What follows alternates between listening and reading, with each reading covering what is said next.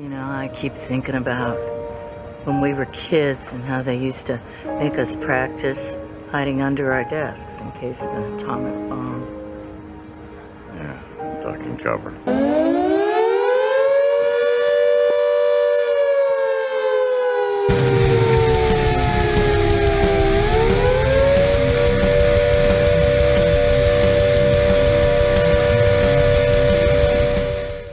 Well, I hope you have the right speed for your camera because, if you go out there and you're trying to take some of these pictures, it may not work for you. Let's hope that you get it right. Hello, and welcome back to the Duck and Cover Movie Podcast. My name is Jeremy Anderson, and I am graced by the presence of Jason and Bonnie Anderson. They're all back and over all the sickness and illnesses, and they're back ready to go. So, hey, everybody.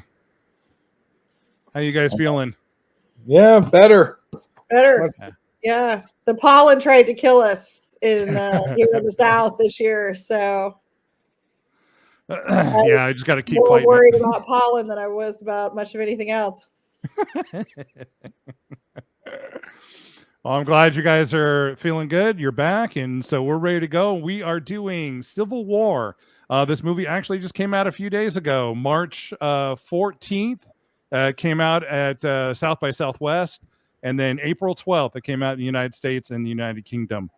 And so just real quickly, because we're going to get into the movie here in just a minute, but I figured I'd just go, and as of right now, as we're recording, it has 80% critics on Rotten Tomatoes and 74% audience. So you guys were saying just before we started that you said the numbers have been coming down over the last few days. Yeah, like a week ago, I saw it. It was like 83%. Okay, for critics. Yeah, and then because they actually started putting out before the release date, they started having critic scores, and right. That was I swear I saw it. It was like 87%. Okay, for critic scores, and so it's like slowly like coming down, I guess. Gotcha.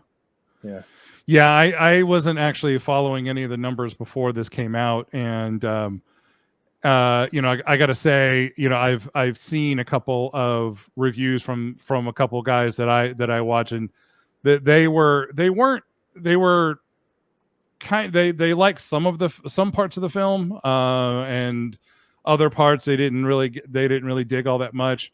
So I wanted to make sure that I went into this, as fresh as I could. So I actually didn't watch too much. The nice thing is the stuff that they were reviewing was just sort of overall information. But I have to admit that when I actually sat down to watch the movie, I don't know. I think it answered a lot of the questions that these guys were posing. Maybe not in a way that they wanted, but I don't know. I think they did. I think they did pretty well. Yeah, I mean, it definitely wasn't what I expected going into it. I guess just from the trailers and stuff, I was expecting more of like a Gerard Butler kind of, Olympus Has Fallen, right? Shoot 'em up summer action flick. But I wasn't disappointed in what I saw. Right. So even though it wasn't what I expected. Yeah. All right. Yeah, so this movie was. Oh, sorry. Go ahead. I was gonna say I think it depends too on what, like you're saying, like what you're expecting, because Mm-hmm. if you're expecting a Marvel movie or a movie that's like Independence Day or a movie that's supposed to be about a civil war, which I don't think it really is. It's a movie about journalists. That's true. They're just sort of like dropped in this fictional civil war. We don't know anything about it, and people are upset. From mostly what I heard is like, I don't understand. What side is what? Who? What do they represent? They don't explain this. I don't like it. Right.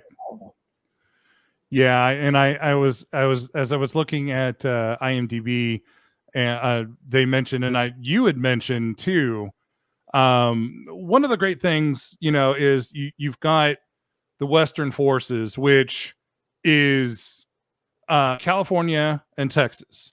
So in today's, politics, those two are completely opposite when it comes to politics and right, left, and all this.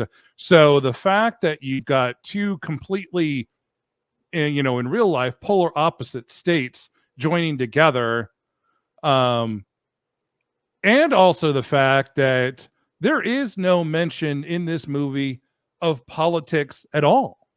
Yeah, I was gonna say if you're looking for a Marvel movie, this is not it. If you're looking for a political movie, this is not it.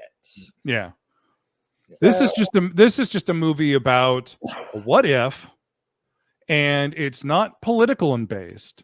It's not religious in based. It's just the idea of the United States is just, there's always been this talk about, most large countries and Rome and different, they all lasted about 250 years. So, we're getting pretty close to that if we haven't hit it already. So, just sort of this idea that a large superpower could just implode at any time.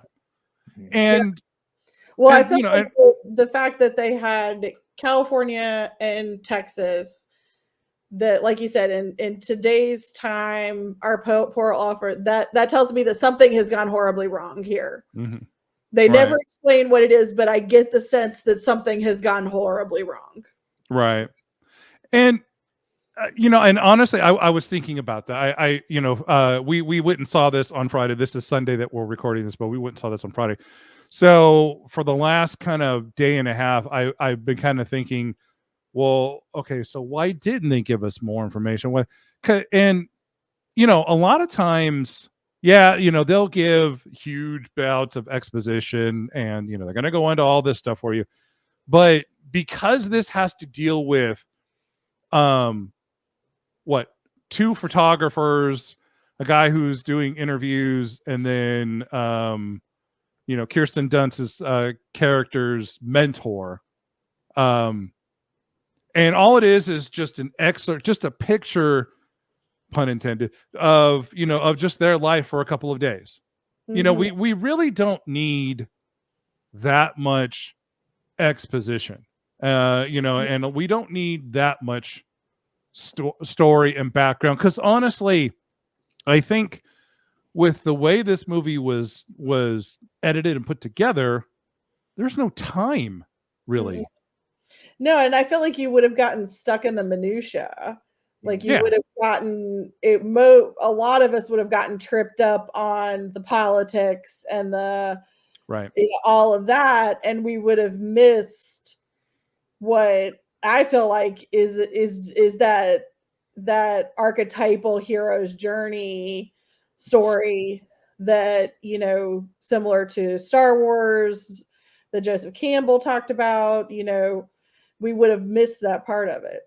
Well, I think this is this is something I've made up, but this is like political entitlement.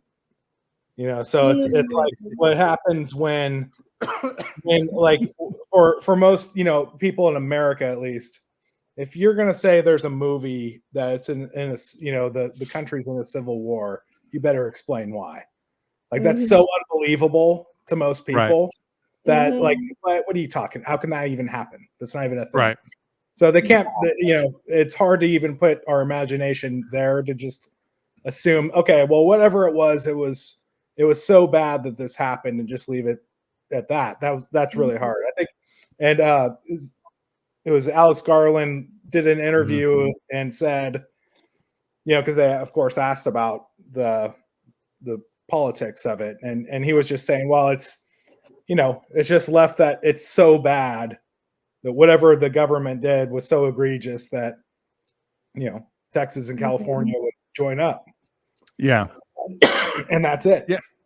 Yeah, exactly. So just drop a few breadcrumbs along the way. Like I got enough breadcrumbs to kind of feel like I I got a sense of how bad it was, and that was enough for me Mhm. to be able to enjoy it.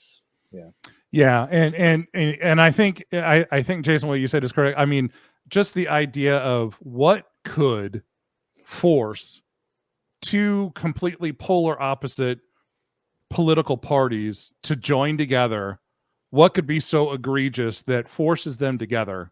Yeah. And we need to know? Yeah, it might be interesting, but at the same time, I don't know. I think it's just enough that it just Mhm. kind of gets you thinking, get you going, and just is pushing the story along. The idea is that we've got the characters of Lee and Joel, who have decided that they are going to get to DC, because they've heard that the Western Fort. We're going to go ahead and actually start getting into the story. And yes, folks, we are going to spoil the crap out of this movie, so just deal with it. Yes. So so stop now Lee, if you don't what's want to know.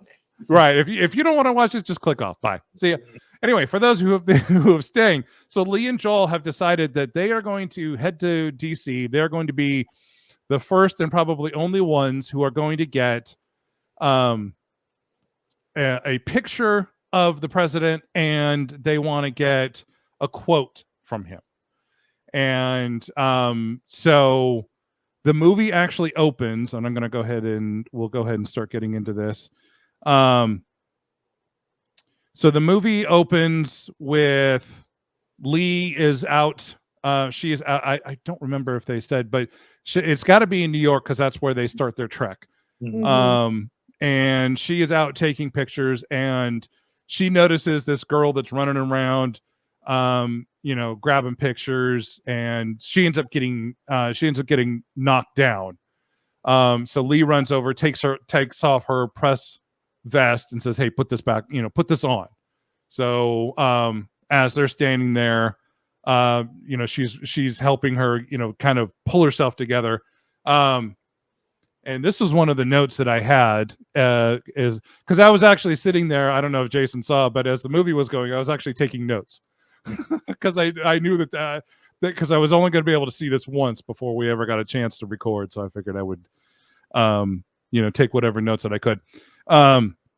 So Lee sees, just for a split second, somebody running with a huge flag, Mhm. and knows that this is a suicide bomber. They happen to be right next to a police car, so she pulls Jesse down, and then the whole thing just explodes very quickly. And so I don't know. So to me, that can tell you one of two things: either that was just a way to move the story along, or she has seen this before. Because this has probably been going on enough. Yeah, I got the sense that this wasn't as shocking it wasn't as shocking to her as it would have been to me in that situation. Right. That this was not maybe the first time this had happened. Yeah, and one of the things that I was noticing as as the movie went on, and I'll mention this a lot more, is Lee just really seems very withdrawn. Mhm. I think she's very just tired. She looks grumpy. What's that? She looks grumpy through the whole movie. Yeah. Grumpy. But she's just looking so worn out, and grumpy. Yeah. But and it's just kind of that way. I mean, even until we get to the end, when just sort of her world kind of starts to come crashing down around her, but in a literal sense too. So but we'll get to that in a little bit. The one thing that I wanted to mention, and this was one of the first notes that I wrote, the movie starts out with the president practicing for his speech. The one thing that I wrote down is that the president, and this was just my take on what he was doing, he doesn't seem to believe what he's saying. To me, it just kind of seems like, all right, somebody wrote this for me. I don't really believe it, because he keeps practicing this one section. And Mhm. I don't remember what it was, but it was just trying to lead up to the fact that according to him, the Western forces, should be giving up. There should be like the tide will be turning like very soon. But he just keeps going over and over it, and it just doesn't seem authentic and real to Mhm. him. I mean, am I wrong there, or did you see that, or what did you get from that, if you got anything, just from that opening section? Yeah, I mean, because they're showing the flashes of like all of the riots Yeah, going on, with no sound, and right. yeah, and he's like just sort of like trying to rehearse this speech. So yeah, I think that's definitely true. Like he's basically just practicing something that, I think we're all pretty conditioned in politics. We know like whatever they say doesn't necessarily mean it's true. Yeah, Yeah, yeah, like he's rehearsing propaganda, yeah, but it's even he doesn't necessarily believe it. He's like right. trying to be a salesman and get his Mhm. voice right to be convincing. Right. Mm. Okay, so once that day is over, the next scene is they're in a hotel. Looks like they're in like the bar area, and Joel and Lee are sitting there with Sammy, and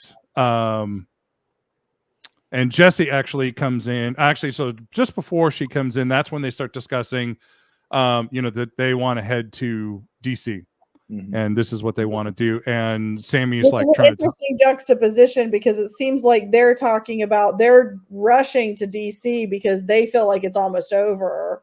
They don't feel like he's going to be there much longer. They're trying to rush there to get this interview, but he's rehearsing this speech saying that the tide's almost ready to turn. They've almost been pushed back. I think that sets that up pretty well with those scenes being right back to back. Yeah, and at some point in the movie, and I don't remember if it's this part or if it's later on, there is actually a discussion where they say that they have confirmed that the Western forces are moving. But I think it's later in the film. I think at this point, I think they just want the quote and the picture. So, and there is discussion from Sammy about the fact that, look, any journalists that show up, you're going to get shot on sight. Because they do not, because if you're a journalist, you are an enemy of the state, according to according to the president and to his cabinet and to the government at large. Right. It would play into that things have gone horribly wrong here. Right. So this is what they want to do. So they're going to do it. So while they're there, Jessie comes in and she brings the vest, and she's talking to her for a few minutes, and she says, "Look, the next time I see you, I think what'd she say? You better have a helmet on and a flak jacket, and just basically you better be prepared the next time you go out and try to take pictures." So, and then she ends up leaving, and of course we get the funny little scene with the concierge where she's heading to the elevator, and the guy's like, "Ma'am, you may want to know that the elevators may not work because the power kind of keeps fluctuating." She's like, "Look, I'm on the 10th floor." He's just like, "Well, I'm just telling you." Like, so she just kind of gives him this look of, and starts heading up the stairs. Next day, they are heading out, and I like the fact that what are they using, a Bronco? I don't remember exactly what kind of vehicle they're using, but what's that? It's an expedition, but okay. Yeah, one thing though is in that scene though, because she's in the bathtub, and then she's like kind of like sitting there covering her eyes, and then we see all these right images of her and all these like war scenes. You can tell they're like foreign things in foreign countries. Yeah. The like someone getting burned alive, and she's taking pictures of all this, and so it's like, Yep. you know, Mhm. basically Well, saying, it sets it up really well that this is not her first rodeo, yeah, and she's got but some trauma going on. and she's got some Yeah. trauma.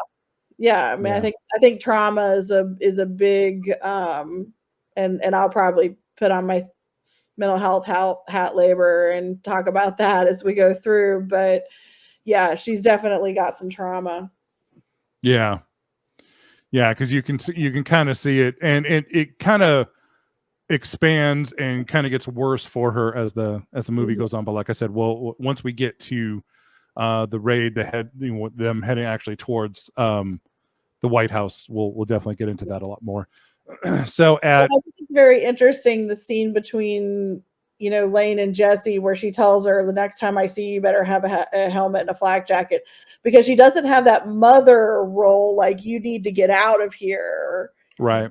You know, she's a very interesting character, because she's trying to protect her, but she's not trying to keep To her, dissuade her. Yeah. dissuade her. Like, it's very interesting the way, you know, she doesn't have that mama bear, but at the same time, she still wants her to be safe. So it's, Well, I think that's an interesting. I find some of the gender roles to be really interesting in the film. and I got a feeling that for her, this is she probably did the same thing, you know, and so she probably just looks at this girl and is just like, look, if you're going to do this, do it right. Because you're going to. Yeah. Yeah. Like, I Because got you're that. going to do it. I You're know going to do it whether or not I tell you. You know? Yeah. So it's like, eh. So the next day they head out, and and what I was trying to get it to was, you know, this expedition, the fact that it's white and it says press. You know, you see that in movies and newsreels, you know, from years past, where, you know, press would just be able to, I mean, it's just all they got to do is flash their badge, and that gets them into pretty much anything. Yeah. And I found that you know, really interesting, like, kind of, they, you know, just kind of thinking on the rules of war, and that there are still, you know, even in war, there are rules, and this is one of them that we haven't really seen. And to be honest, it doesn't seem to matter which side they're with. It's just, okay, you are press, fine. You stay behind us, you take pictures. If you die, it's on you. Let's go. Right, but we're not gonna use you as a human shield either. Right. I mean, they'll probably do enough to protect them, but if it comes down to me or you, it's probably going to be, well, me, and then you're on your own. Yeah. I mean, I'm just guessing, but I mean that because as the movie progresses, they follow the Western forces in, as they storm the White House. But even before that, there is a fight that's going on that they're going to be heading to in a day or so. That they show up, and the guys that they're following there are not wearing, the fatigues. So it could be, now I don't know that they ever actually say who they are, but I got a feeling that the guys that they are with are not Western forces. They're just probably just guys who have weapons and are out there, just defending themselves. So in the sure who those guys were, but yeah, the rules still applied. Right, exactly. Again, it didn't seem to matter who they were. It's just they show up, press, okay, let's go. So, but I think that kind of helps. I mean, it helps move the story, but at the same time, it also helps to tell the story about what's going on. Because I'm sure that this has been going on, for years and years, at least probably in World War II, and if not, other wars that have been going on, and not necessarily wars, but also, skirmishes and different types of fighting that's been going on. I think journalists have been doing this for a long time, and that's how we get, a lot of these shots. These guys just go in and just follow, and they're like, okay, let's go. Yeah, I thought it was really the scene with the guys that weren't in uniform. That was really powerful for me because it really brought it home, Mm-hmm. like what this would be like, and they're in like an office, they're in like an office park, and it that really that made it feel very real for Oh, me. absolutely. Rather than, out in some field, where, Field, yeah, it could be down the street. Mhm. It could be right around the corner for you. Yeah. So in the morning, Jesse is actually out at the truck, and Lee and Joel come out, and Joel tells Lee, "Look, we talked last night. She wants to go." Lee was against it, but again, like we were saying before, she didn't really try to do the mother thing. She was like, basically, fine, you're on your own. I mean, you can go with us, but You can come with us, but if you die, it's on you. right. Kind of attitude. And there was a discussion the night before where they said that they were going to bring Sammy, but Sammy was going to go as far as Charlottesville. So that's where they say, okay, look, we're going to dump you there. Yeah, because So I think they mentioned that that's okay. where the front line was. Yeah. If I remember correctly, like that's where the front line was. So that's where most of the press were headed. Right. So they head out. And I think it tells you on the screen, there's like, 400 and some odd miles from New York to DC. So it at least it gives you an idea of how far it is they need to go. One of the things I was mentioning to Jason that night is this is not, some sort of cross country thing where it's going to take us 2 weeks and we're going to have this huge, long, boring story. It's, 400 and some odd miles is only going to take, maybe a day or two at most. So, I think it was 800. It was 800 something. Oh, was it 800? Okay. They had to go all the way around, because they couldn't take the freeways. So that's right. Yeah, there was a mention where at a certain point they were going to have to circle around into DC from another direction. So okay, but again, the idea is that it wouldn't take that long. We're not talking thousands of miles like it would be right cross country. Right. It's not like they're in LA and like, hey, why don't we head to DC, man? Let's that would have just taken way too long. So at one point they're driving and they mentioned that they have about half tank of gas. But they find a gas station that they feel is open because there's 3 guys sitting outside. So they pull up and they start, kind of haggling about the price for the gas. I think at one point, Joel mentions something about $200 or $300. And the guy that's there is like, well, that amount of money is going to get you a sandwich. We have ham or turkey or whatever. Just trying to say, look, there's no way that you're going to get any gas. Fill up your tank and fill up the 2 cans of, for gas that, you're not going to be able to do that. And then Lee mentions that these are Canadian dollars. So I thought that was interesting. The fact that, it makes sense that any sort of money in the United States is going to collapse completely. It's probably gonna, trying to get gas would probably be something like thousands of dollars just to make it worth those guys' while to, let 10, 15 gallons of gas go by. So I just thought that was interesting that she mentioned. That was another indicator to me that something has gone terribly wrong here. Right. So everybody just, okay. So they agree on it. Jesse gets out of the car and she says, I want to go look at something. So she wanders off the side of the building. One of the guys that's there wanders off with her. And then Lee is just kind of looking like, what's going on? So she follows. What ends up happening is, just a little ways away is a car wash. And there are 2 guys that are strung up, for, what was it they did? Was it they just stole? I think looting. They said it was looting. Okay, that was it. And so they're being hung by their arms. One of the guys is actually still alive. They both could. I think they may both be alive. but you know, Jesse's just sitting there staring at this, like, you know, she's trying to get into this whole business, but this is definitely something that she's never seen this is the before. first time she's seen it. So she's, you know, kind of. So when Lee comes over, she really steps in and is just like, "Hey, let me get a picture of you next to these guys," you know, and just to, you know, let's break the tension. Let's get Jesse to start breathing again, and you know, because you know, who knows what this guy could have done or was maybe thinking, you know, because he keeps looking her up and down and, you know, thinking, well, Yeah. something could happen here. Mhm.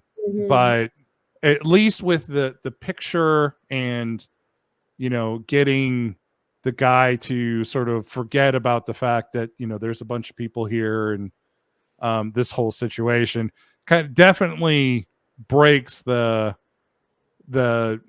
tension that's building up in that scene. And I Mhm. think Lee handled it in a good way. You know, I agree.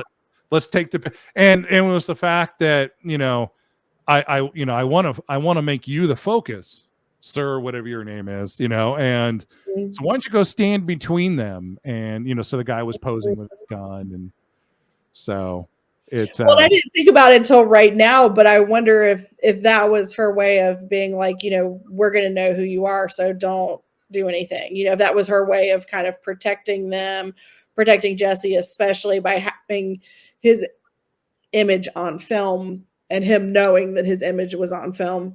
right. So she felt like, you know, in quick thinking that was going to keep Jesse safe. Yeah. And so once they get back in the car and get going, Jesse finally, comes to her senses and is like, "Oh, I didn't take any pictures," you know. But you know, that whole thing could have gone 8 different ways from Sunday, and the only thing she's thinking about was, "I didn't get a picture." Well, she's beginning to see that, like, I had one job.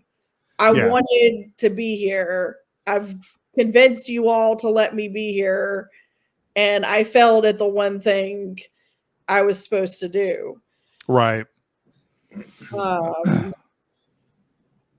Now, when is it? When does Lee say the statement? We take the pictures. We don't ask the questions. We take the pictures so that others can ask the questions. Yeah. Is that in there? Did you write that down, Jeremy? Is that in that scene? It's that in the car. Yeah, when they're yeah. When they're talking about it? Yeah, because she's being all, you know, really hard on herself and Right.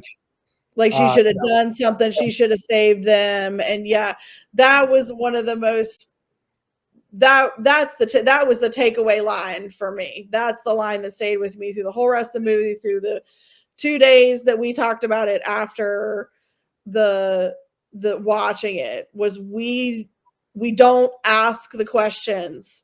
We take the photos so that others can ask the questions. Right. Because you know, my instinct would have been like Jesse to like, we need to do something. We need to save these people. We need to do that. But it's kind of like the EMT that's triaging. Mhm. If you spend all of your time, then you're going to expend all of that energy and not do what your job is really there to do. Right. So, and how many of those iconic war photos have really turned tides and have changed things?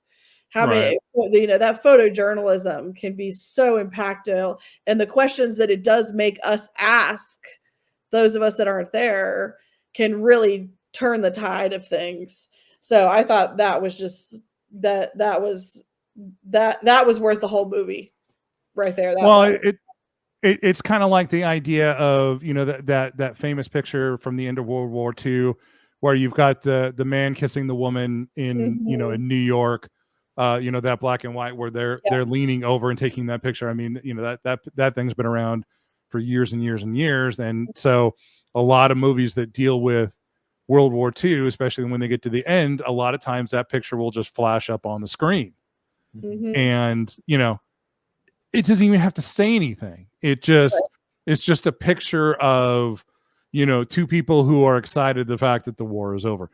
I think it's the exact same thing, because you could, you know, a lot of people, I'll bet you 10 different people could look at that picture, and for the most part, they'll probably all agree on the same thing, but a lot of them probably have maybe just a slight little different take on what they think is going on or what's being thought about at the time. So yeah, I think Lee's statement there about, you know, look, we just take the picture and let somebody else figure it out, I think was poignant, to discuss, you know, not only just sort of, you know, war journalism, you know, in general, but especially with the things that are going on in this world at this time. Yeah, and it also kind of speaks to what we've been talking about with the lack of the insight into what's going on politically. You know, they don't really, not that they don't care on a personal level, but on a professional level, they're just here to take the photos. Right. They're here to make sure it's documented. I will tell you, like, the one thing that I just kind of questioned the whole time, though, is like, okay, so there's no internet anymore. Like, who's actually reading this news? Yeah. You know, I know that she was like uploading images and they worked for Reuters, but Reuters. Yeah. Well, and he, her mentor worked for the Wall Street Journal, I think, or Yeah. New York Times. New York Times. New York Times. That's right. Yeah. New York Times. He was the reporter. He was another reporter. Yeah, Right. and they said what's left of it or whatever. So, yeah. So it could be that somebody's looking at it, but maybe not a lot. Right. Yeah. I mean, somebody's got to be getting news somehow. Yeah. Like, I don't know how, you know, if people just, you know, if the internet is just based on when you can get power and when you can charge your phone. Well, and you know, something else to think about too is, you know, we have no idea what's going on outside the United States. So it could be that the rest of the world is still pretty much intact. So maybe those pictures are getting out outside, you know, because we see a lot of, you know, over the decades, we've seen pictures from war-torn countries, you know, while we're still, for the most part, we're still intact and we're still going. So it's kind of like the polar opposite. It's just the idea of we're the ones that are falling apart. We're getting the pictures out. So someone probably outside the United States is reading it, or at least seeing them. Right. And plus, Jesse and Lee both talk about their families, right, that are basically living somewhere, pretending that, like, you know, they're not involved. It's not happening.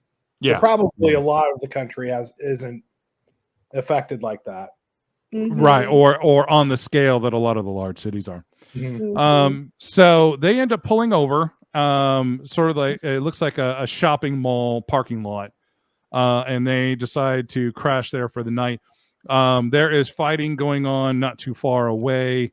Can I mention that too? Because that was another scene that like really drove that stuff home, to see like a crashed helicopter in like the mall down the street parking lot. Like that was like some of it just was like, some of the imagery, the cinematography was incredible. Yeah. Because some of those images, like in the what looked like every business park you've ever been in, or the helicopter in front of the mall that looks just like the mall I was out over the weekend, you know, it was a little eerie. Right. And that's where also we see too that you know, Jesse, who's 23, uses black and white photography, and then Lee uses digital color. Right. Which I thought was kind of interesting. You know, I thought it would be the other way around, but well, and see, that's where and that was she's the hipster kid. Right. So, well, and see, that was why I made the mention at the beginning of about film, was the fact that, here we've got, like you were saying, we've got one person who's using, just a regular digital camera, and then we've got a girl who's gotten, her camera from her dad, and it's actual film camera. I mean, I need, they obviously still make those because there is still a niche for those, but for the most part, everybody uses digital. But just the fact that it almost, and I'm not going to say that she never did, we never see it, but it's almost like it's kind of like Hollywood bullets. It's just the idea that she's out there taking pictures, and we never see her reload. I know she's got a couple of cameras, but at some point, you're going to have to reload your camera, and we never see it. Does that mean that the movie's going to fail? No, it's just one of those things where, where a lot of times you see like old, Westerns where the guy has a 6-shooter, but somehow he's gone and shot 48 bullets, in the span of 10 seconds just by, pulling the hammer back and forth. So, Yeah. But, does that pull me out of the movie? No, that was just something I noticed. But I think this is the scene especially when it gets night, there's a couch that's out there, and Lee is just kind of sitting on the couch, and off in the distance, you can see these bullets flying up in the air, like they're shooting at something. And then at one point, they start discussing this idea of getting the photo of Lee getting shot. Like would Jesse take the picture? And, Well, I think Jesse's the one that asked. Jesse said, okay, that's right. If I get shot, would you take the picture? Take the picture. Yeah. And so to me, that was like, like, yeah. Yeah. I mean, I already knew what was going to happen just, from the, from the trailer and from things that I've seen, but it was just, that was their way of foreshadowing what was going to happen, but the roles were reversed. Right. Well, and what's funny is I had not seen those. So okay. That did not hit me until about 60 seconds from the end. Right. and then I flashed back to that conversation, and because the conversation didn't hit me when it happened, but it did hit me about 60 seconds from the final. Just all of a sudden it's like, oh hey, here it comes, but the roles reversed. So the next day they end up with, according to the information that I found, they ended up with loyalists. That's what they're calling them. We were talking earlier about the difference between the Western forces and the military fatigues, and then the guys who are just wearing, just whatever it is they have. So the group is with these loyalists. Now, here is where, and Jason, this is something you were saying before, where the gunshots sounded as about as authentic as it's ever going to get. Yeah. And one thing that I found, to immerse the actors, the production used full blanks for gunfire as opposed to half or quarter blanks, resulting in a discharge as loud as real guns. So, I mean, this is, I think those are about as real sounding, firearms as you're going to get. Yeah, and you can see the actors like they're reacting to it like it's real, because in Hollywood movies, like when they're shooting guns, how it just seems so flawless, and like it doesn't they don't react to it at all. But it's so loud, and there's so much smoke and everything that and it's hard to just sit there and sustain rounds going off. Right, exactly. And people are flinching, and and I think that just seemed very realistic. Yeah. and I think that's one of the things that a lot of people don't really realize when it comes to, when you're around any kind of firearm, is the fact that, the larger, the caliber, the louder the sound. Plus, if you're in a business park, you know, the sound's just going to echo and bounce, Yeah. you know, because you've got all these buildings around you. So it's just going to reverberate. And so, and you know, and chances are you're not going to be having any kind of ear protection, and you're just going to be there.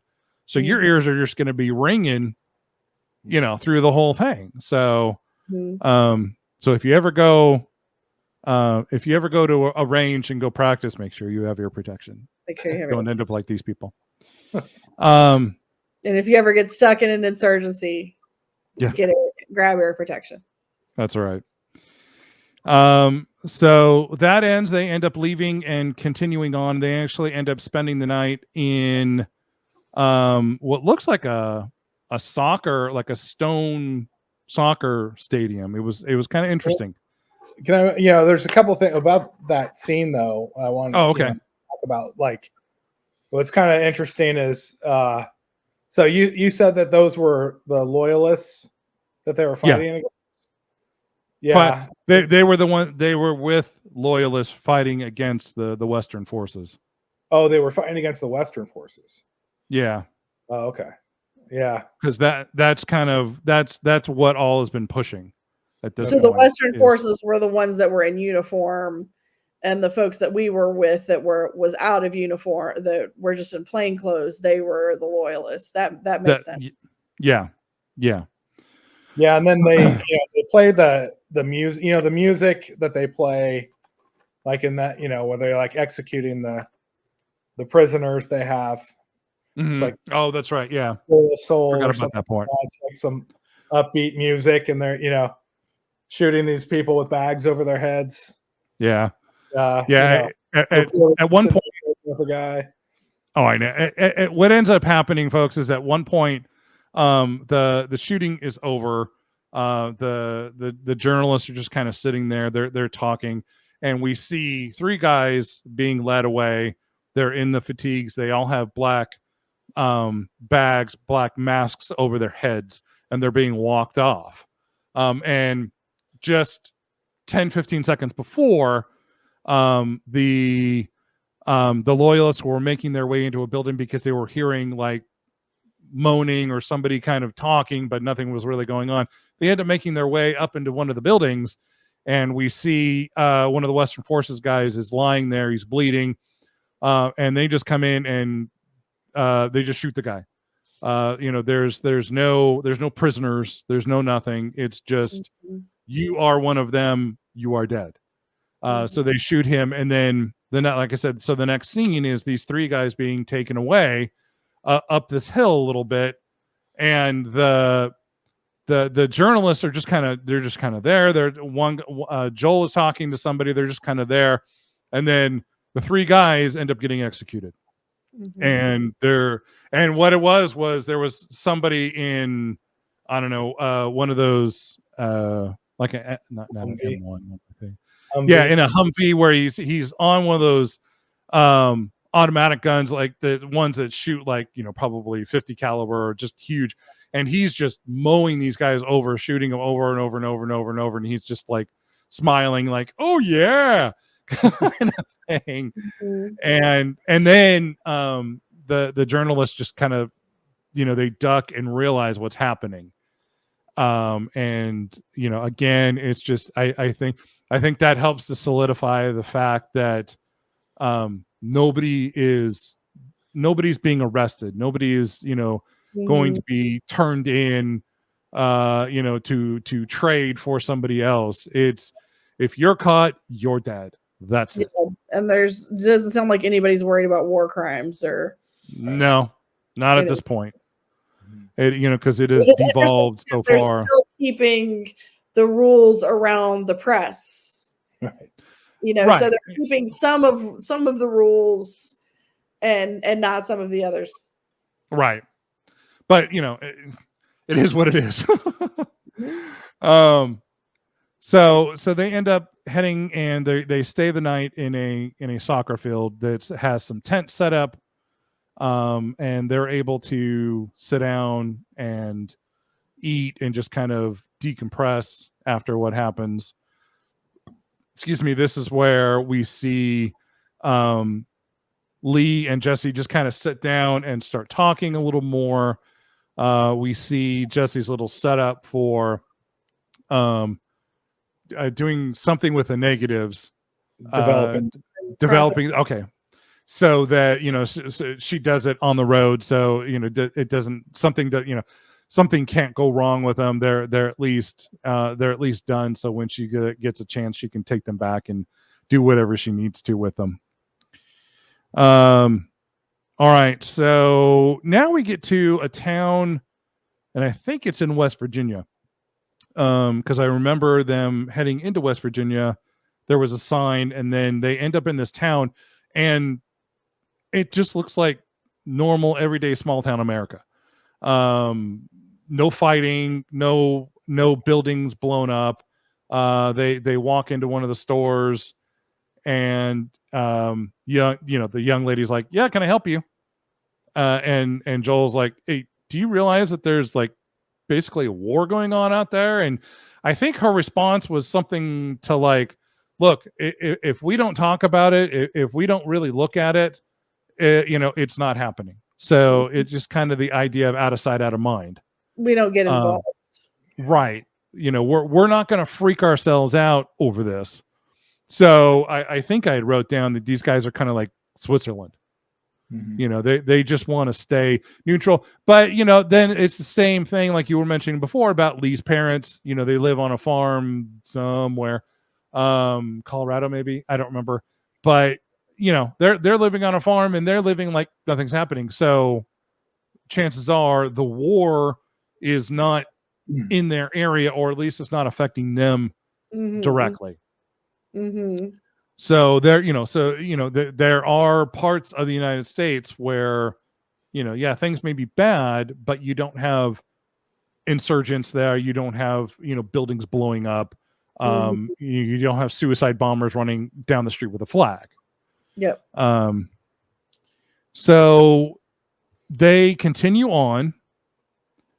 And the one thing that I did like where just before they leave that town, Joel comes out of the store and he's talking to Sammy, and Sammy's just like, yeah, just kind of casually look up on top of the building. There were actually 2 armed men up on top of the building. So, they can continue to say, oh yeah, everything's fine. It's not going to bother us here. But at least they still had the presence of mind to have somebody up there looking. Yep. So they continue on, and they come across a golf course. Oh, and that soccer stadium that they were in, that was some sort of a refugee camp, wasn't it? Yes. Wasn't that the one? Yeah, because that's when Jason and I were like, yeah, that's what we'd be doing. If all this went down, we'd be working the refugee camps. Yeah. So they were just, there was a bunch of tents set up. There was sort of a common area. There was, little grill kind of thing set up. So people were, trying to take care of each other. Yeah. In the best way that they could. And those were probably folks that had been displaced from the cities where they couldn't just pretend nothing was going on. Yeah. And I just, again, I have no idea where this was, but I just like the fact that where the seats are, it looked like it was rock and stone instead of just wooden benches. So it reminded me of, sort of like the Roman Colosseum or, something like that, or like a stadium in Europe somewhere where instead of just wood, they have stone steps, and just all the way up. So I don't know. I kind of liked it. Reminded me of old Greek theater. So they make it to a Christmas themed golf course. So they pull up. There's a body laying in the middle of the road, and they're wondering what is going on. So they decide to drive a little bit further, and then gunshots start going off, and they're hitting the van, or hitting the truck. So they pull over and come to find out that there is a big, probably the clubhouse off in the distance. there is a sniper that's in there that's basically taking shots at anybody that comes along. So they get out of the truck. They're on the opposite side, and they hear two voices off in the distance. And basically, there's two guys, probably Western forces. They're in fatigues, but that could not be. There again, there's no real discussion as far as distinction. It's one guy's got a gun, the other set of guys have a gun, so it doesn't really matter. So they start talking, and I don't know. I found this interesting that Joel's trying to get information from them. And I didn't take a lot of notes on this, but it was just the way that they were responding to him. It's just kind of like Joel is stupid. Like he doesn't understand the fact that they are pinned down. Yeah. There's a guy over there shooting at them. It's like, what? Like, I mean, it's like something like who's allegiance, who has allegiance. Yeah. Like It's like- our lives are on the line right now. yeah, somebody's shooting at us. That's all that matters. So they end up the sniper that's there that the group is with. They end up finally killing the guy because he says, "Hey, some good news." And then that's all they really show. But at the same time, we see Jesse is there taking pictures of the two guys that are on the ground. And one of the things that I wanted to mention, and this is kind of something that they do all throughout the movie, while there are shootings and explosions and loud noises and all these different things that are going on, when we see one of their pictures for a beat of like 2 seconds, there's no Just sound. silent. Yeah. It's just silence and that picture. Right. And then it comes back. And then Yeah. there's silence and that picture. And, yes, that has been done in a lot of different movies over the years. But when you have a movie, especially when the sound is designed to be very loud because they want you to hear and feel, the explosions and the fact that there is war going on, and then it cuts for 2 seconds and you hear nothing, that really stands out. Mm. And it happens all throughout the movie. And even in the parts where things are not insane, it still happens. And even if I remember correctly, even the music stops. Yeah. Yeah. We hear nothing, Right. but the fact you hear like a camera click, and that kind of echoes, fades out for a second or two, and goes back. So I don't think there was any music during any of the scenes where there's anything going on. There's like no music at all. There's just music in between. Yeah, because more than likely music is just not going to fit. Yeah. Mhm. There's one thing too except for the end though. Yeah. One thing I think, because I want to see it again, because I actually don't think that Jesse or that Lee takes any more pictures through the whole movie.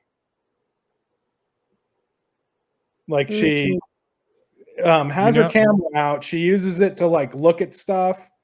She's about to take pictures often and then looks at Jesse and then stops. I Yeah. don't think she actually took any more until Yeah, the because end.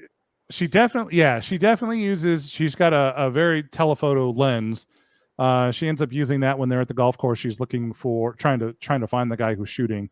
Right. And as they're making their approach, I think you're right. I don't think it's until the very end when she finally kind of snaps out of it. And we're getting very close to that to start discussing that. But I think you're right. I think right up until they start making their approach is when she finally kind of snaps out of the funk that she's in. She just seems kind of done with the whole thing. Yeah. Yeah. Kind of interesting. All right. So they get out of that. They continue on. They are on their way on the road, and there is a vehicle pulling up next to them that's coming up really fast, and it's two other journalists. So unfortunately, I didn't get their names, but one of them climbs while they're still going at, supposed to be going at like 50, 60 miles an hour down this road. One of them climbs in from the other vehicle and gets in to the white Explorer. And then Jessie decides that she wants to do it because the other guy just did it and that looks cool. So she goes climbing in to the other vehicle, and that other vehicle goes speeding off. And so, Lee is just like, completely mad at her. And it's like, I can't believe she just did that. So they head off, but they know that the Explorer is not going to be as fast as the vehicle that just took off. So, they try to get to them as soon as they can. When they finally come across them, the vehicle's on the side of the road. It's still upright, but both doors are open and they're gone. So they turn onto a road and start heading down, and they see off in the distance, again, Lee has her telephoto lens out, and they're looking at a dump truck that is being raised, and there are bodies in there, and these bodies are just being dumped into a hole. And this is where we see the ghost of Philip Seymour Hoffman. Jesse Plemons. Yes, Jesse Plemons. Sorry, as soon as I saw the guy, I was like, "Oh my gosh, Philip Seymour Hoffman's still alive." So basically, what this is this is a dump site for bodies, and what he's doing is he's walking around the hole with probably lye or something like that to cover them. It's probably so they don't stink. Yeah. And I mean, by the looks of it, these bodies have probably been around for a while. So more than likely, and this is the opinion, that this is the thought that I got, was this guy has just kind of been off on a killing spree, just finding people, him and his little group, and just, shooting them, throwing them in the back, and just going to go dump them and just move on with life. And so Jesse and this other guy have been captured. They're getting ready to get shot by them. So Lee, Joel, and the other guy, sorry, I don't know their names and I didn't have them written down. What's that? Sammy? No, remember, Sammy Sammy stayed behind because they were just like, look, you're too old, you can't run, you can't do anything. I think it was Tom. But he would. But Sammy was good for something. I think so. Yeah. So they end up walking up to Philip Seymour Hoffman's ghost, and they're trying to reason with this guy, and the guy is just, he doesn't care. One of the guy that was driving with Jesse, he ends up just shooting him, just because, and then it gets to the part where they start asking about, well, where are you from, America? Okay, well, where? And I forget where Jesse is from, but he ends up asking about it, something about the state, and she's just like, I don't know, and he's like, yeah, of course you don't know, nobody knows. Or yeah, what's that? Missouri, the Show Me Yeah. state. Yeah, why is it called Show Me? I don't know. Well,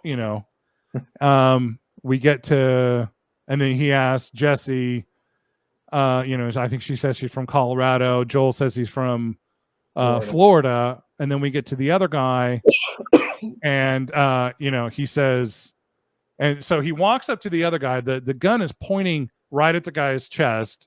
He says, I'm from Hong Kong. Oh, China. Boom. Yeah. Mm-hmm. That's it. He falls over. He's dead. I mean, it's very, very tense. And I mean, it really shows, because I hate to say this, and I don't mean this in a mean way, but the other two, these two guys getting shot is building to the tension to the point where these three are going to be next. Mm-hmm. That's it. He, the guy does not care. There is no mercy He's not going to give it. He's just like, you're next. We And don't know what then he wants either. We don't know exactly what he wants. We don't know. There seems to be a racial overtone to it, but we don't know for sure, and it's not explicit, so you can't exactly tell what the right answer is. yeah, and for him, there may not be a right answer. Yeah. I mean, honestly, if all of those bodies, because there was probably a good 3 or 4 dozen in there, and if all of them are by his hand and his group, he doesn't care. He does not care. He's just, he is just there to do whatever it is he's doing. So Sammy comes, he's in the Explorer. So Sammy actually is good for something. He comes driving up and he runs. I mean, he hits the other two and, he hits those two with the car. They go flying into the hole along with Jesse. They get her out. And Sammy's like, run, get in the car. He's yelling at them to get in. The guy that was there was a third guy that was in the truck, the dump truck. He finally gets out, gets his gun, starts shooting. They end up getting away. They drive away for a little bit, and then he starts slowing down, and Sammy's like, I can't drive anymore. And, and Joel's just, like, what are you talking about? You can keep going. The car stops. Joel gets out, opens the door, and see that Sammy has been shot in the chest.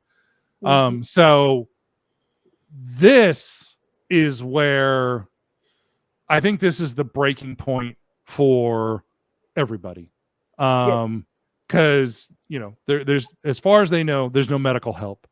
There's probably no hospital that they can take them to. They end up just driving, and Sammy actually ends up dying on their way to they're on their way, probably still towards Charlottesville, but they end up at a sort of it's a Western Forces, I think, like staging ground. Yeah, it's like a FOB, like a forward operating base. Yeah, so there's tons of tents set up. There's buildings, CNC, these are all set up. Those huge 2-bladed helicopters, there's a ton of those flying in and out. And for the most part, this entire scene is just the sound of these helicopters. There is really nothing else. There's a little bit of talking here and there, but this is it. This is all that you're going to get in this scene. And to me, this was the best scene for me in this movie. Is just at one point, Joel is, once they've gotten Sammy out of the vehicle, they put him into a box, into one of those that they transport service members who have passed away, these big these big white caskets. We don't see them. We don't see him getting put in there, but the box is brought to the car. At one point, Joel is screaming and yelling, but you can't hear it. All you're hearing is the helicopters.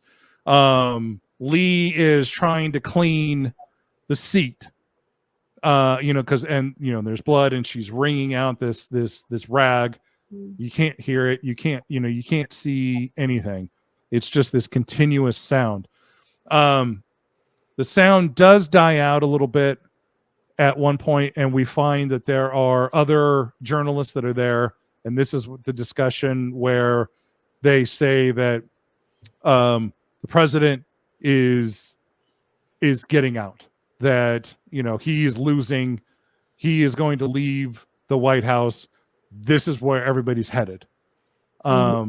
So they sort of gather themselves together, and again, the helicopters start taking off. They're picking up vehicles and they're flying out. And again, all you're hearing is just these helicopters. I mean, this is like several minutes of just the sound of and it's I don't know. To me, it was kind of soothing in a way. Just hearing, from you're not hearing explosions, you're not hearing, all these other screams or anything. You're just hearing this continuous noise. It was kind of, I don't know, it was kind of therapeutic after seeing all this other stuff. But they end up all taking off, and the group is actually going now. They are going in with the Western forces, and basically what ends up happening is it turns night, and we see the helicopter flying in. So the group is now in the helicopters with the Western forces, and they're heading in. And once they land, so now is where we start to see Lee, to what I call is like Lee breaking down. Mhm. You can tell trauma's just gotten too much, because your brain has the ability to compartmentalize during traumatic experiences to keep you moving forward. And I think that's one thing that we don't, we see the long-term negative effects of trauma. Mm-hmm. Sometimes we forget the short-term survival aspect of trauma. Yeah. And how the brain will protect itself, because if the brain tries to process that in real time, it'll overwhelm the entire system. Yeah. And you start to see that. You start to see that her system begins to become overwhelmed, and she's not able to function. And yeah, that's the way trauma works. And yeah, and I think for after all of this, I think for Lee, I think the catalyst for her was Sammy dying. Absolutely, 100%. And and then because like when she's cleaning it, she's just got this kind of sort of like stone look on her face, like this has to be done. I have to do this, and it's not, there's no real emotion. It's just sort of, oh, well, this has to be done. This seat has to be clean. I have to clean this seat. And that's and then thing, like back before when you guys were talking about how she was kind of grumpy, and she's that when you've been in trauma for a while and you have to shut down those emotions. Right. And you can't shut off the negative or the uncomfortable or the painful emotions without shutting down the other emotions. So you can't shut down pain without shutting down joy as well. It doesn't work that way. You can't, it's not selective. So you can tell that she's had to just shut all of that off. And I think this is where it's starting to, that grief, that loss is overwhelming that ability to shut off those emotions, and now it's all flooding. And she's struggling to just put one foot in front of the other and to function. And what's is it allows you to function in the short term, right? So and what's interesting is we see the complete opposite in Jessie. Jessie's now like finding her flow. She is getting into this. She is separated herself a little bit, not a lot, but from the other two, and she is now just sort of, she's within 20, 30 yards maybe of the rest of the group, but she's over there, she's taking pictures, she's jumping out a lot more than she was, because I think the death of Sammy, while at one point, she was in the vehicle, she ends up vomiting just because she's kind of freaked out over it. But I think that kind of sparks her to want to do more and get her going more than, she would have probably else. What it needs to do to protect her. Right. And to compartmentalize that part that's overwhelming her so that she can focus in the moment. And sometimes she focus really well. Right. So they end up getting to this sort of barricaded area. And I have to say, when I saw this, I wrote down a note of Les Mis, where they had the barricade scene, with the guy waving the flag. I don't know, that just kind of reminded me of, they pull up a tank, they blow up the barricade, and then everybody just races through. I don't know, I just thought that was funny. That was actually, I actually wrote down Les Mis barricade because I want to remember that. Yeah, there's like mattresses and furniture out there in the street. Yeah, there's just tons of I thought everything. the same thing, actually. And I think it would have been even more poignant if I had known the landscape of DC better than I do. Yeah. If I had known those buildings, if I had, I've been to DC, but not enough to recognize those, anything but the monuments. So Right. I think it would have been even, probably would have hit really close to people who have, either lived or worked in DC or know DC well, to see, that fighting happen right in front of those buildings. Right. So they end up getting through the barricade, and as they're standing there, we see like the presidential limo and a couple of other vehicles go taking off, and everybody's like, he's leaving, and so everybody's focusing on these vehicles. They're shooting up the vehicles. Anybody that gets out, they ends up shooting them. And I mean, this is all happening very, very quickly. But as Lee is standing there watching this, she looks back at the White House and says, no, he's still in there. There's just something about this whole scene just doesn't sit well with her. And that this just kind of snaps her out of this, emotional funk that she's been in. And she's just like, he's in there. And so it's almost like that fire gets relit of, I need that picture. And she just starts heading in. And Joel, goes after her. Jesse comes after her. And then eventually some of the other Western forces come up behind. So they end up making their way in. And they're finding, it's the three of them first. And they start walking in. There's bodies. There's all kinds of, furniture, different things all over inside, but they're not seeing anything or anybody else that that is alive or moving.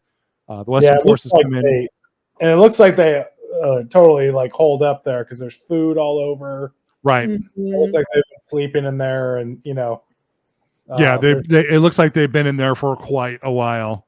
Yeah, holding up because they don't want to leave.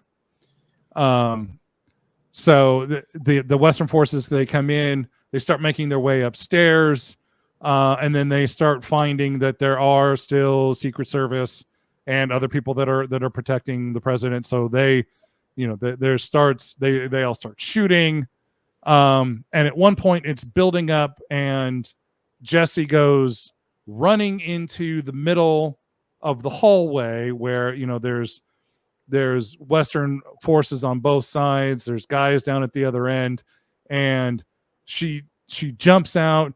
She wants to get that one picture, of whatever it is that she's looking for. And we see Lee, and this is all just kind of in slow motion at this point, but Lee goes running out, jumps in front of her, and she's bent over. Jesse ends up on the ground, and then we see Jesse bring up the camera, and then with no sound, we see Lee, standing up, reacting, and then falling. So Jesse actually ended up getting the picture of Lee getting shot, even though in the discussion earlier, it was the other way around.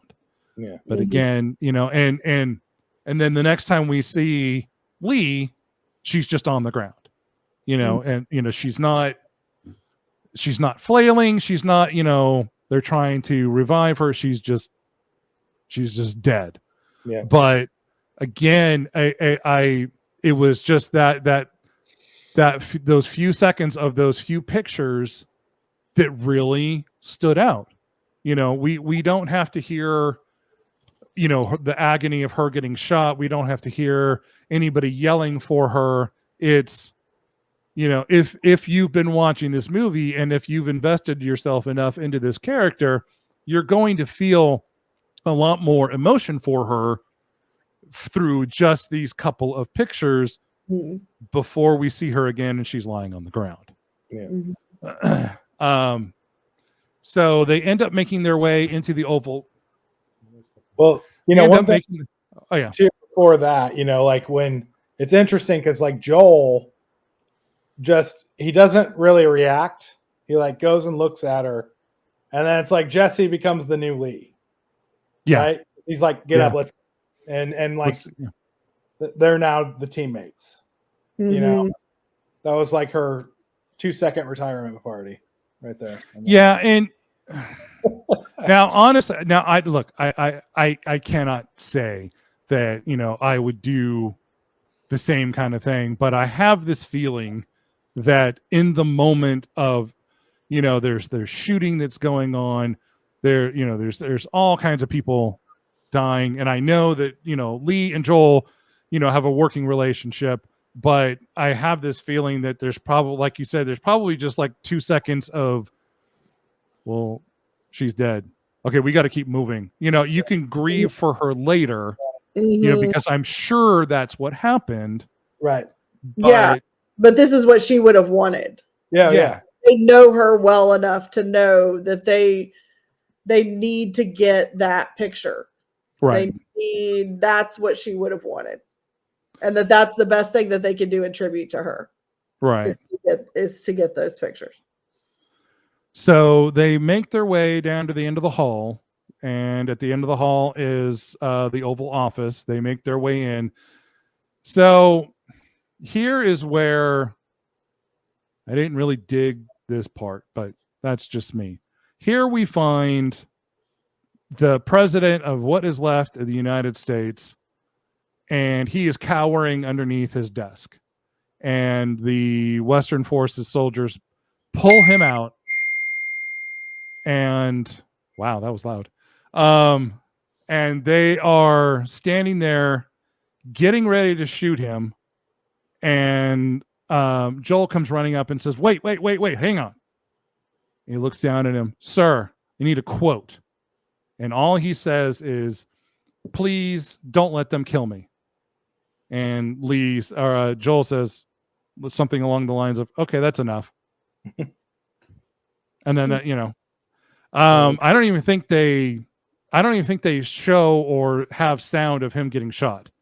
But the movie ends and the screen goes to black, and then what ends up happening is it starts to come up again. The credits start rolling, and slowly what's happening, and Jason, if you hadn't have told me to wait, I would have missed this part. But what's happening is this picture is slowly starting to develop, or develop onto the screen of them standing over the body of the president, the Western Forces. And was Joel in that picture? No, I don't think Okay. so. So that means that Jesse took the picture, and so this is probably the first of many pictures for her. But it actually, you know what? Honestly, now that I think about it, getting back to what I said at the very beginning about the president not believing what it is that he's talking about, because I think at first I was just thinking that, okay, you guys want to just say that the president of the United States is weak, but I have a feeling that maybe he was, because I honestly think that if this were, I don't want to say a certain former president's name, because I know some people may freak out, but I'm going to do it anyway. If this were Trump would have been, he may have been there, but he may have also moved on to a bunker. Mhm. I really don't think that he would end up underneath a desk. So I think what it is, you know, and I don't want to, you know, really delve into political idealisms about, you know, about a president cowering underneath a desk, but it could just be that maybe this guy was just sort of there as show. You know, maybe they were just kind of propping him up since he was, you know, doing a third term of office. I know I'm going down a weird rabbit hole, but yeah, at first I didn't really dig on, you know, the fact that the president was just cowering under his desk, but it could just be that, you know, I have to just kind of go with what has been shown. Yeah. You know, we see him for a minute or two at the beginning of the movie. We hear him a few times on you know, radio broadcasts throughout the movie, and then he's here at the end, and that's it. Yeah. So I don't know. I mean, am I wrong? Am I just thinking too much? What do you guys think about how I it think ended? he's just not an important part of the movie. No. No, I mean, really, No. I mean, it was just sort of the object, what they were trying to accomplish, but it was just more about them doing this. Mhm. Because, you know, yeah, the other thing is like for Joel, you know, he had a ton of questions he wanted to ask him, Oh yeah. you know. So why didn't he try to ask him some questions, you know? Yeah, I mean, I think in the beginning, I think they were sitting there. He was spitting out a bunch of different questions, and you know, they were just, some of them they're like, no, that's stupid, no, that's not going to work, you know, like really trying to get him to dig. And I think, you know, rather than trying to get him to answer something, I think it's just, you know, sir, you are about to die. What do you have to say for yourself? You know, rather than saying I'm going to Disneyland, you know, don't let them kill me. Right. Okay. Mhm. Well, I think what they wanted to accomplish is that the president did get killed. You know, Mhm. so like, okay, then it goes into the bunker in the White House, and then they gotta, you know, I don't know. That would Right. I thought like what because I could totally see where a president is like, yeah, I'm not leaving here. I'm staying right here at this desk, right? Like they can come in here and they can shoot me. You know, maybe that's what he intended to do, and then he got scared. I don't know, but Yeah. you know, I could see where, you know, you're not supposed to flee, right? I mean, Right. you want him to be able to, you know, sort of be tough and like, okay, no, this is what I believe in. This is what I stand for. If we lose, we lose. Especially if the tides had somehow turned into, you know, in his favor at somehow at the very end, and then he could have been standing there victorious. You know, maybe that's what he was hoping for. I don't know. Yeah. But I mean, Yeah. I think the whole thing is we have no idea what's going on. You know, because Right. like you said, he's given that speech, and then right away everyone's saying something else, and then you know, nobody knows. right. So Mhm. Yeah. And that is, you know, and that is Civil War, folks. It starts very quickly. You know, you know, especially with the discussion, or you know, the president getting ready to make some address to what's left of the nation, and then it just ends with him being shot. You know, aside from the picture being developed onto the screen, we don't see anything else. We don't hear anything else. There is no follow up. There's no days later. You know, we have no idea who is even leading the Western forces. It's just California and Texas, and they've banded together. right. And you know, and again, there's really no need to have to see the opposition, have to see who it is that's leading it, because then you're just going into a whole completely different story that may not ever have any kind of a resolution. You know, because all we want to do is focus on the four and their journey to DC. And Yeah, and I really feel like this is like I said, it's a hero's journey. It's Yeah. like it reminds me a lot of you know, Star Wars Episode 4 and Obi-Wan and Luke and that new generation and the mentor passing on, and this is one of the first times, if not the first time, we've seen that be two women. I found that to be really interesting. You know, that the mentor is a woman and the mentee is a woman. And there's no discussion of it.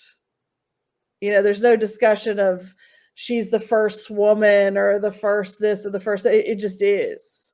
Right. And I found it to be very universal. You know, it's not sold as a female hero's journey. It just, Right. it's a universal story. Right. Of, you know, passing of the baton, of trauma, of the horrors of war. Yeah. Did you ever see the movie Harrison's Flowers? Mm-mm. No, I don't think so. It's interesting. It was that's what it reminded me of. It was about like photojournalists in the war in the Balkans. Oh, okay. And it's kind of the same thing, you know, going through all the trauma, kind of, you know, life-threatening situations. But what's interesting there is like, see, no one got hung up in that movie about the politics because nobody knew anything about the war anyway. You know what I mean? So you're just like, okay, right. You know, but because it's here in the Civil War, you know, in America, I think that's what everyone got hung up on was that stuff. Yeah. Yeah. But really, this is just a story about these journalists, you know? Yep. And that's, you know, so. Yeah. There's nothing that, you know, has to be huge about it, you know, that has to be, you know, blatantly obvious kind of thing. I mean, it's just these four, it's their journey of a couple of days, and, you know, and it ends as quickly as it starts. Yeah. Mm-hmm. And I think know about as much as you did at the beginning. Yeah. Yeah. Well, yeah, and again, you know, there's no discussion of the politics or anything that happens later. Because we don't need that. Mm-mm. You know, we don't need to know what happened to cause all this. You know, because that would have probably been 20-30 minutes in itself. That would have been a whole movie in and of itself. And yeah, and then the resolution of it too. So yeah, if you're looking for an action adventure movie, you know, a summer action adventure movie, this is not your movie. If you're looking for a political drama, this isn't your movie. But it is a really good movie. I predict it's going to do very well with the Oscars, because this is an Oscar type movie. So this is sort of like 3 Days of the Condor. Just the idea of that it's drama with a little bit of action. You know, I say that kind of flippantly, but I mean, you know, there is shooting and explosion. I mean, there is action in this movie, but you know, a lot of this is drama driven. It's story driven rather than you know, one explosion to the next one kind of thing. Yeah, kind of like Children of Men. Yeah. You know, how that kind of was. The action wasn't the main part, you know. Yeah. The story was the story. Right. And all the stuff that happened in between was just action to kind of lead you to the next part of the story. Mm-hmm. So, yeah, I thought they did. I really thought that they did well with this. I mean, I don't know. I don't really think, me personally, I don't really think there needed to be any other background or any other insert storyline G kind of thing here. I think let's just follow these four. Let's see where they're, you know, where it takes them, and then we'll just wrap it up. Yeah. You know, and yeah. So that is Civil War. Do you two have anything else before we wrap this up? I think I'm good. Yeah. No, this was a great movie. It's I haven't seen one in a theater like this in a long time. Like, it really invokes a lot of emotion, you know, when you're sitting there watching. That's doesn't happen very often anymore. You know, it's rare you have an original idea movie anymore. Yeah. Right. Sort of This is the first movie that we've seen in years that we continue to talk about days later. Right. And you know that it's a good movie, you know that it's a good story when like you said, it's original. I mean, yes, war, okay, Civil War, yeah, okay, but it's just the idea of the way that they wrote it, the way that they put it together, the cinematography, the sound made it a good movie. Yeah. You know, Just all the way around. right. So that's it, folks. So we just want to say thank you. We hope hour 35. I really hope that you've made it all the way through this. I know that we have the movie. It's Yeah. about the length of the movie. But if you do, if there is a movie that you want to see, definitely go see it. Now, keep in mind, folks, it is rated R. There obviously is violence because it is war. There is a lot of language, but that is because it's rated R. But other than that, the movie is sound, the story is sound. Mhm. And it's good watching, it's good entertainment. We were saying, it's been a couple of weeks and it's really starting to drop off in the theaters. So it could be hitting streaming pretty soon, but if you don't get, if you can try to see it in the movie, in the theaters, Jason was saying it's really good to see it in IMAX, but if you can't do that, at least watch it at home and, man, turn the volume up. Yeah. It's going to get loud, it's going to get messy, but good Lord, it's needed. I'm sorry, but there's And just wear headphones if you're in an apartment complex. Yeah. Because you need to hear the sound. because you need to hear, you just need to hear. And there's just a lot of different things that are going on that really make this movie sound great. So we want to thank you folks if you've made it all the way through. We will be discussing Fallout here pretty soon. We will continue Jericho, and then we still have our long laundry list. There we go, of movies that we're going to be doing in the near future. So thank you, everybody. Thank you for tuning in. We hope that you enjoy this, and we look forward to you watching our next video. Thanks, everybody.